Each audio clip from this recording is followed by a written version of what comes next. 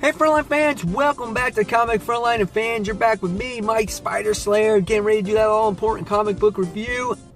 And today, guys, we're going to be talking about Spider-Man issue number 8. That's right, guys. Civil War II tie-in, of course. What Marvel book is not a Civil War II tie-in at this point in time? The book is written by Brian Michael Bendis, who's been writing Miles Morales Spider-Man for a long time.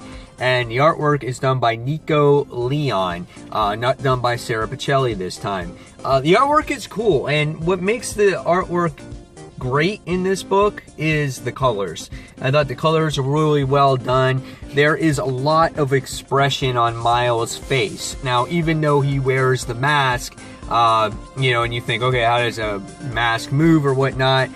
There's a lot of movement in his eyes, as you can see in the issue. And I don't mind that. Again, it shows the emotion in the character, and I'm fine with that. And that goes way back for me when Eric Larson drew The Amazing Spider-Man. He really had Peter Parker's eyes always move. But again, there was a lot of emotion in the book, whether it had to do with the first part of the story with Jessica Jones and Luke Cage, and then the second part of the story when it had to do with the Civil War II tie-in. But again, art was really good. I enjoyed it. Pretty neat. Okay. So, what did I think of the story? Well, let's recap it real quick, shall we? Alright, so in the beginning of this book, it looks like we're closing the doors on the whole Jessica Jones finding out who Miles Morales is. And she actually confronts Miles, and she tells him that she didn't tell his mom his secret.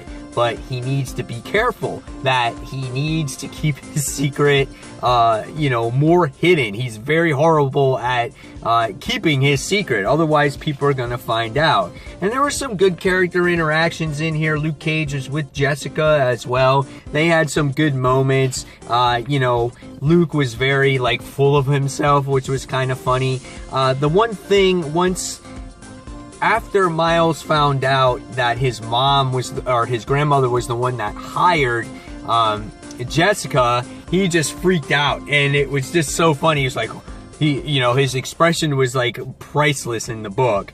But once Jessica and Luke were done with the whole, situation, and Spidey had to go, Luke Cage throws in that thing. It's like, you're Spider-Man, you're the man of color now, you need to, don't screw it up. And I'm just like, why is it every issue that we have to go into the diversity thing or the color thing? We know Miles Morales is of color. We know he's our Spider-Man in this world. Why do we have to constantly dig? We know this by now, that Marvel is being diverse. Stop throwing it into the reader's face. So, all right, moving on. Next thing we wind up finding out is that all the superheroes wind up getting the call. So now this is where the Civil War II tie-ins happens. So this is the point in time where it's right before they confront Bruce Banner.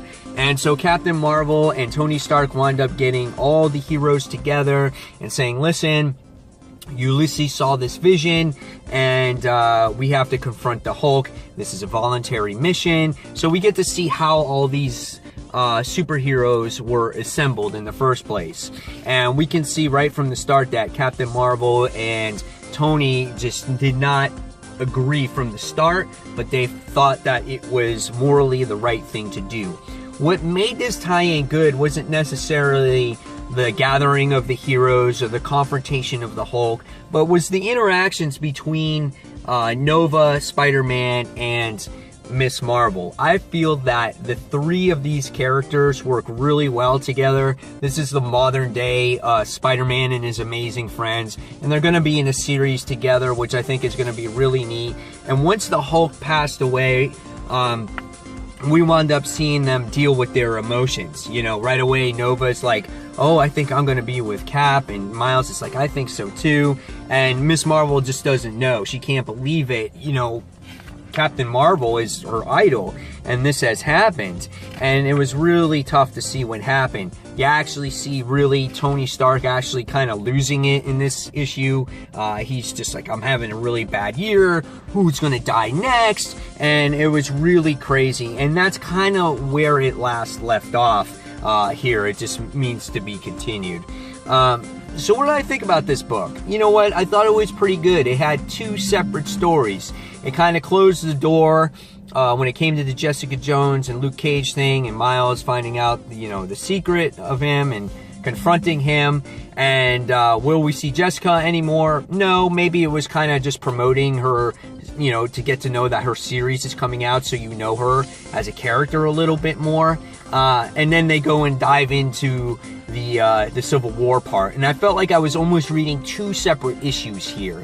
Now, even though we already know the Hulk has died and everything else, it was still nice to see what happened before the battle, how all these superheroes were gathered, the speech beforehand. I thought that was good. I felt that that was a nice tie-in to everything, you know, before the battle of the Hulk. It was good to see these three, how they interacted with each other when they dealt with the death of Bruce Banner. I thought that was really awesome. So this was a good tie-in issue this time around, and it was a good read for Spider-Man.